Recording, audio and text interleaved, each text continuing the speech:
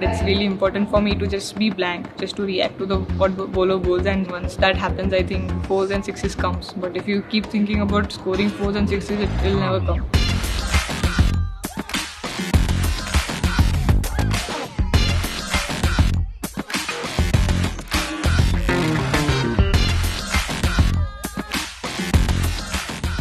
The key to my preparation is to keep things simple, not to overthink, because I think as a player I have understood that this is something which suits me, because if I overthink or overplan my stuff, probably I don't really react to the ball the way I want to.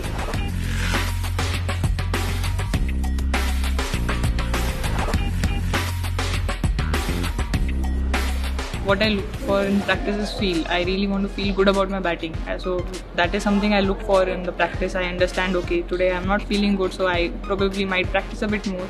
Sometimes I get a good feel in half an hour, so I'll just come off the net. And so yeah, depends on how I feel or how I time the ball. Even in practice, I don't really want to complicate stuff there as well.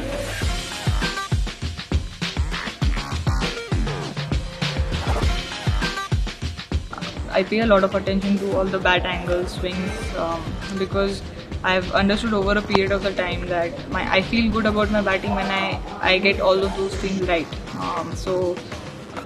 In those ways, I really am big on watching my videos. So if I don't feel well, I really go back. I watch my videos of batting which I batted really well. I see where my stance has changed or what is happening, what is going wrong. And as I said, it's always that I find some sort of change.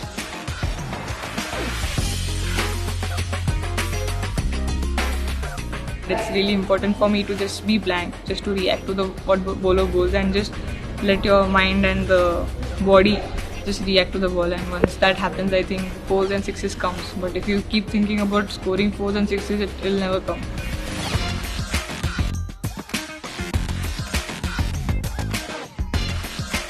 When I'm playing to spinners, I try to, if I have to hit for a six, I know that I cannot really rely just on timing from the crease. I really have to step out. So that's the tweak which I do. Probably step out and try to get a force going, because when you step out, you really get I think 40% force going. And I know I'm just a timer of the ball. I cannot hit big, so I really want things to be correct.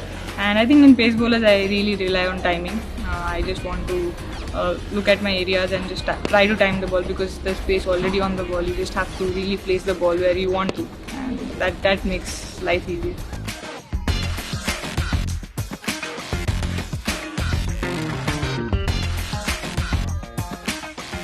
With I think the Spectacom technology, it gets easier because you have the data of the batting which you've done in previous practice sessions where you felt better, so you can just really compare. And for me as a player, I think these technology will definitely help me find consistency, because if I have not timed the ball, if I have timed the ball even 20%, I'll get the data, because sometimes coach also will try and tell you that okay, no worries, it's fine, but the technology will give you actual numbers. So it's good to understand your game better. So in that sense, I think technology is going to help a lot of players to find consistency.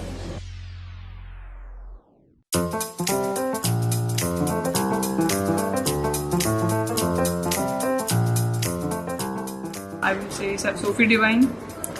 Dottin hits them well, and now recently I think Shefali Verma really hits them far and well. And of course Harmanpreet Kaur. I think all these four are good power hitters in women's cricket. I think Sangakkara sir, I've grown up watching his videos of batting and tried to copy a lot of him, but didn't get it. But yeah, Sangakkara sir.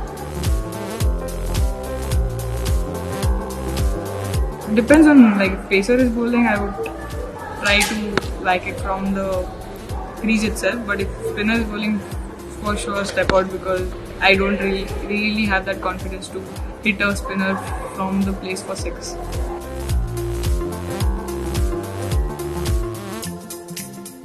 To read the bowler's mind, of course, like if I know what the bowler is going to bowl, that'll make my life easier.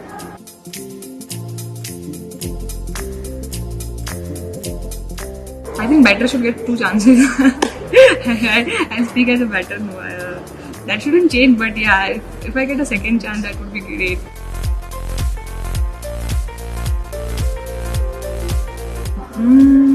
In intelligent, invisible, and I would say essential.